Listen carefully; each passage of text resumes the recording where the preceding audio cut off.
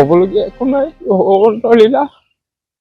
নিয়তি যেনেধৰণে লিখি থৈছে ঠিক তেনেধৰণে গতি কৰিছে।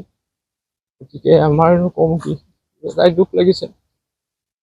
কেঁচুৱা কালৰ পৰাই যেনেধৰণে তাক ডাঙৰ দীঘল কৰিছিলোঁ, বৰ্তমান সংস্থাপন হিচাপে হৈ পেলাই অকণমান আগবাঢ়ি গৈছিলে, ল'ৰা ছোৱালী কেতিয়াও ডাঙৰ দীঘল হৈছিলেগৈ আৰু।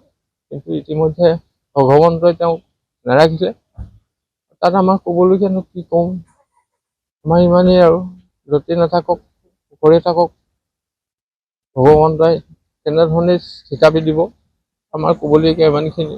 আমাৰ গোটেই পৰিয়ালটোৰ কাৰণে এইটো এটা আমাৰ কাৰণে বহুত ডাঙৰ এটা, যিহেতু আমাৰ দুৰ্লভ বাবা, আমি তাক আমাৰ বাবাৰ খুৰা তাক সৰুৰ পৰা মানে মাক নাছিল, সৰুৰ পৰা মানে ছাগলী গাখীৰ খুৱাই খুৱাই আচলতে তাক ডাঙৰ দীঘল কৰিলোঁ।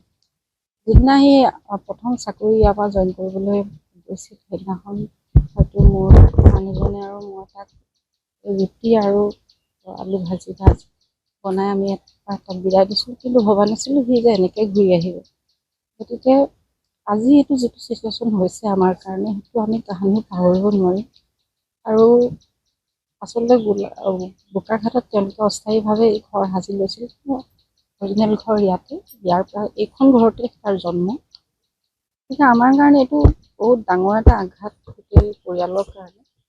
আৰু ক'বলৈ একো আমাৰ